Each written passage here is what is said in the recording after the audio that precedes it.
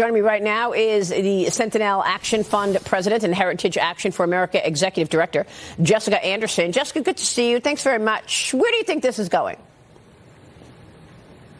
Well, thanks for having me, Maria. It's great to be here. You know, elections have consequences. It wasn't too long ago that we had a Republican attorney general in Arizona who was leading the fight to oppose Biden's student loan amnesty. Now we've got a Democrat in there, and he's overturning the lawsuit. And so this has implications for any state that's changing hands from Republican to Democrat. But I think the bigger picture is important here, Maria, which is that the Supreme Court is still going to hear two cases related to the student loan debt wipe away in February. That is still on track, irregardless of this partisan act by the new Attorney General of Arizona. Yeah, I mean, what gets me, James, is this is just more free money. And we're all talking about the fact that the United States has just breached its debt ceiling. Yeah. Okay? At $31.4 trillion in debt.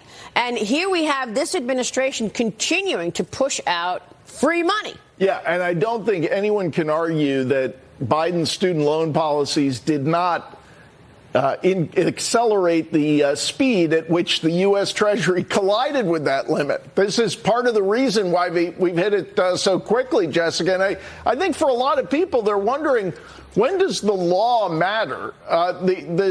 Shouldn't it be an act of Congress? If Congress intended to allow the president to change the rules on student loans and transfer these debts from borrowers to taxpayers, wouldn't they have legislated that?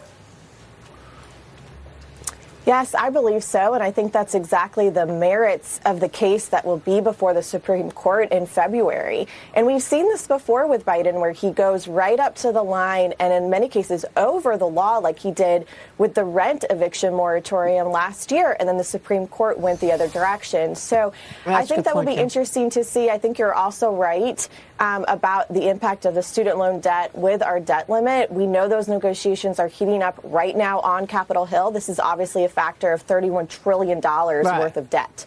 Yeah, and by the way, the New York Times weighed in on this debt ceiling debate in a since-deleted tweet. The Times claimed that the debt ceiling has increasingly been used as a political tool by both parties. They've since corrected the statement, writing, quote, both parties are responsible for the debt, but Republicans are using it as a political tool.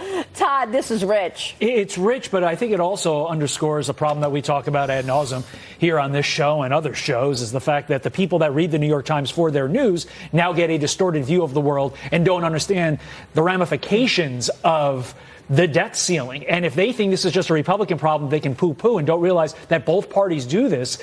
Are they going to be absolutely shocked when that bill ultimately comes due for their kids and their grandkids, Jessica?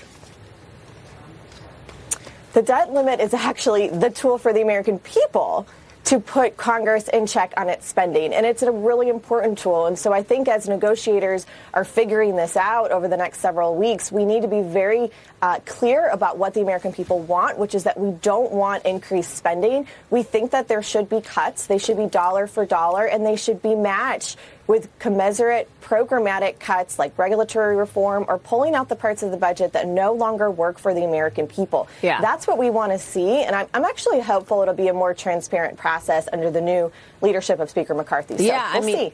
We'll see about that. He's meeting with Democrats as well to try to get their buy-in to identify wasteful areas. Jessica, I want to turn to the document scandal. Attorneys for former Vice President Mike Pence revealed that they found a, quote, small batch of classified documents at his Indiana home.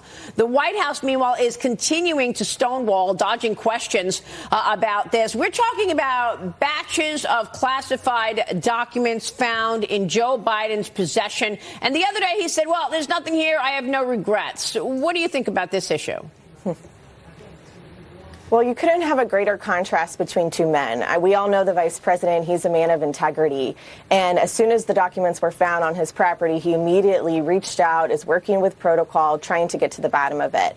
Unlike Biden, where we don't even know the timeline in November from when the documents were found, when the American people actually learned about it, how long did the DOJ hold on to it? And there's just such a contrast here. And frankly, I think it goes back to our just larger cry from the American people right now, Maria, which is that we want transparency and accountability from our federal government. We're not getting that when the DOJ is weaponized in support of one political party and not another. And I think this case really just shows the contrast in a pretty short amount of time here, the last few weeks that this has been going on. Yeah, you're absolutely right. I mean, there's been a stark double standard between the way Trump was handled and the way Biden has been handled. They allowed Biden's lawyers to go through his things, and they told Trump's lawyers they have to be gone and turn all the cameras off as well.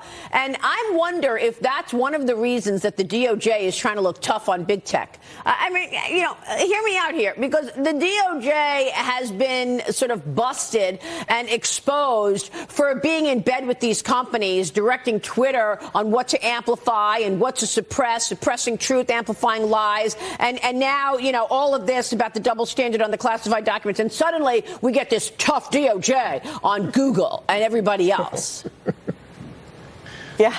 Maria, in politics, we call that a head pat, right? Is it really going to be real? Are they going to follow through? The DOJ has a lot to answer for when it comes to their work behind the scenes over the last 4 years with Twitter. We saw this with the Twitter files. We see it further with big tech. All of that is going to come to light under, I believe, Chairman Comer, the new oversight investigation chairman of the new House. He is going to expose all of this. They've got a lot of work to do to connect the dots behind the scenes. I'm confident that they will do it. Well, James Comer will be joining us in about half an hour, so we'll ask him about that. Jessica, thanks very much for weighing in. Jessica Anderson joining us this morning. Quick break, and then protecting your data.